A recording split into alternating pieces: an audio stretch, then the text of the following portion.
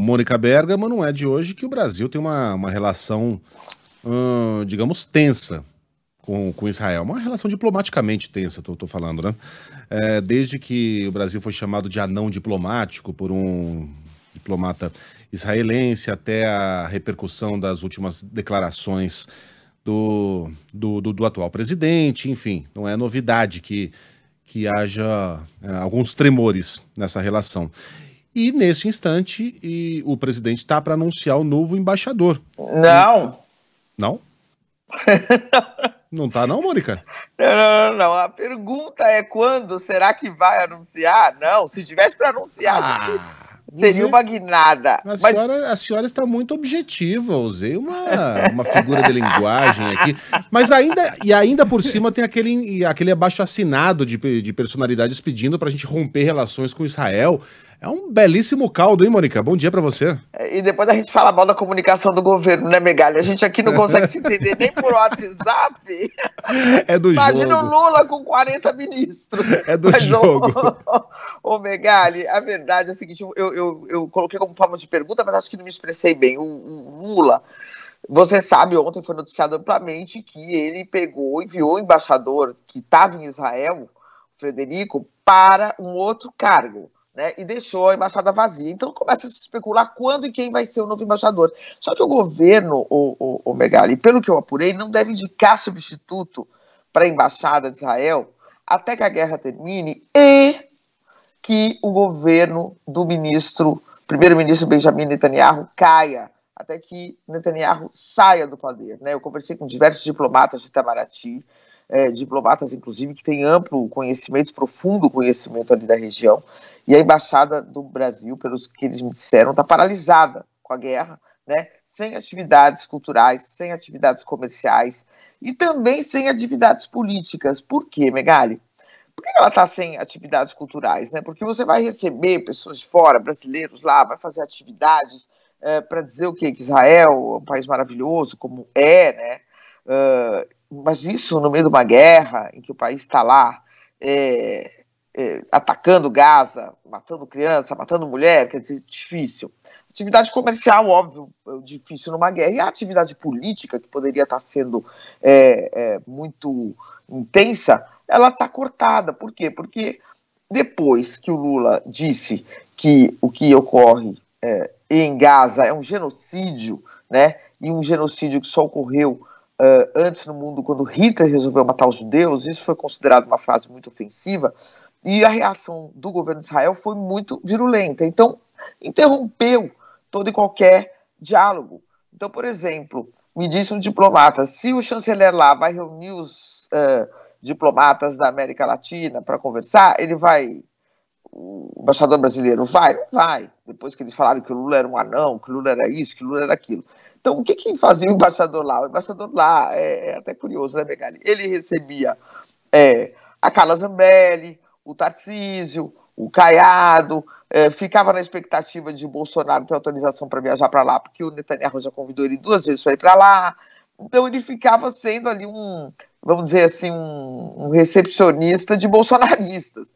Então, de fato, a embaixada estava, vamos dizer, com sua atividade comprometida. Só que, mais do que isso, não há a intenção de enviar novo embaixador, pelo menos essa é a decisão deste momento, né? E as apostas dos diplomatas são as de que o governo vai normalizar totalmente as suas relações com Israel na hora em que o Netanyahu deixar o poder, o que não tem perspectiva próxima de que isso ocorra, né?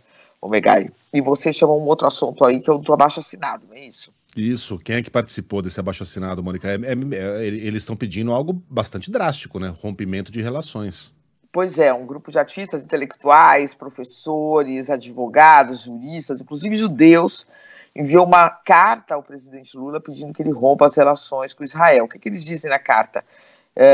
Eles dizem que o Brasil, sob uma liderança da envergadura do Lula, poderia contribuir para que se encerre essa carnificina insuportável promovida por Israel em Gaza. Palavras deles, né, dos artistas, dos intelectuais.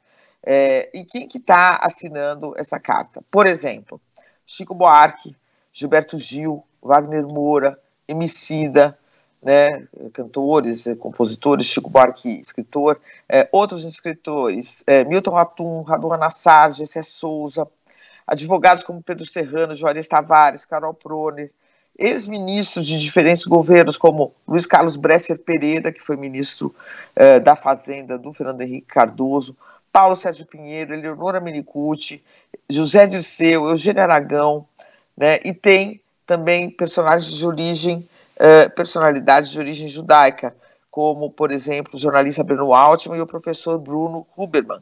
E uma figura muito emblemática, o Megali, Anita Leocádia. Quem que é a Anita Leocádia? Anita Leocádia, ela é a filha, ela é judia, ela é a filha da Olga Benário Prestes. A Olga Benário Prestes foi casada com o Luiz Carlos Prestes, teve um relacionamento com o Luiz Carlos Prestes, ficou grávida da Anita e foi entregue pelo governo Getúlio Vargas para a Alemanha, né, nazista, e morreu num campo de concentração. A Anita Leocádia só foi salva depois de uma campanha grande, né, e ela foi entregue para a sua avó paterna. Então, ela foi criada pela Leocádia Prestes, que era mãe do líder brasileiro comunista Luiz Carlos Prestes, e ela assina também esse manifesto. Então, são muitas pessoas, a lista é grande, mas, enfim, é um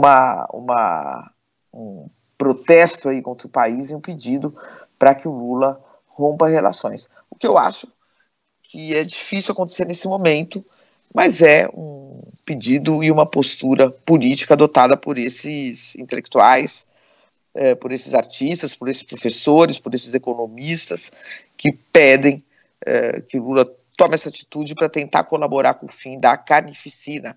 Citam aqui que Israel não obedece, né, os órgãos internacionais que determinam, fala aqui, o governo Netanyahu viola abertamente deliberações emanadas da Corte Internacional de Justiça, se coloca à margem do direito, desrespeita o Conselho de Segurança e a Assembleia Geral da ONU,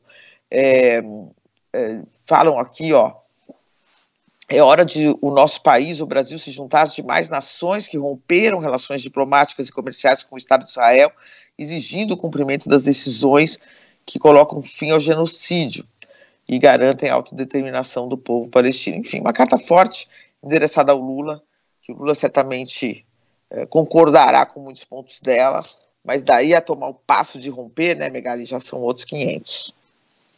É o que acontece quando você iguala os seus atos aos dos terroristas do Hamas. Infelizmente, muita gente ainda lida, a essa altura do campeonato, ainda lida com o que está acontecendo em Gaza de uma forma binária, né? Enxerga um vilão de um lado e, portanto, um mocinho de outro. E se o meu lado é o lado certo, o outro só pode estar 100% errado. E veja, quem está falando aqui, Mônica, é alguém que tem um completo desprezo pelos terroristas do Hamas, nenhuma simpatia, toda a simpatia do mundo pela causa palestina, de criação de dois estados, mas não pelos métodos do Hamas. O Hamas não existe sem a destruição completa de Israel. Ontem veio um ouvinte comparar o Hamas com o IRA, por exemplo, o Exército de Libertação irlandês, que no final das contas abaixou as armas e virou um grupo político, etc. Eu falei, olha, o IRA não tem no seu estatuto de fundação a destruição da Irlanda. O Hamas tem no seu estatuto a destruição de Israel. Não existe Hamas sem o desejo de varrer Israel do mapa. Então, pelo amor de Deus, cara, não há nenhuma defesa do Hamas aqui. E quem fala aqui também é alguém que admira demais o Estado de Israel. Já morei em Israel. Muito bem recebido, acho um país admirável. Mas não me peçam para apoiar esse governo assassino, esse fascínora de Benjamin Netanyahu, que está igualando as suas ações a dos terroristas do Hamas. O Hamas pratica terrorismo, Benjamin Netanyahu pratica terrorismo de Estado. Aquela autoridade moral que o governo de Israel, e vejam que eu sempre diferencio aqui, governo de Israel, tem que falar tudo, viu, Mônica? Tudo, porque senão o cara, ele se agarra àquela frase que você deixou oblíqua. Aquela autoridade moral que o governo de Israel, não Israel, os israelenses, os judeus, o governo Netanyahu tinha depois dos atentados brutais do Hamas, já foi embora há muito tempo. Quando eles dizem, saiam do norte, arrebentaremos o norte. Saiam do centro, arrebentaremos também o centro, só sobra o sul. E aí eles dizem, saiam do sul, arrebentaremos o sul. As pessoas vão pra onde? Se isso não é terrorismo de Estado, é o quê? Então, essas são as consequências. Eu também acho que não vai acontecer, Mônica, mas talvez dependa de um pontapé inicial. Um país europeu, por exemplo, toma essa atitude drástica, quem sabe a coisa não começa a acontecer como em peças de dominó. Não há mais espaço para Netanyahu. O mundo já percebeu isso faz tempo, Mônica. Eu acho que o Lula, é isso que eu digo e vou repetir, né? Acho que o Lula deve, se não fosse presidente da República, assinaria essa carta.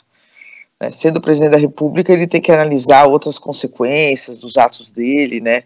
Inclusive repercussões internas na comunidade judaica, na comunidade, parte da comunidade evangélica, que tem muita identificação com Israel. Então eu acho que ele vai pesar bastante, mas eu imagino que ele assinaria essa carta se não estivesse na presidência da República.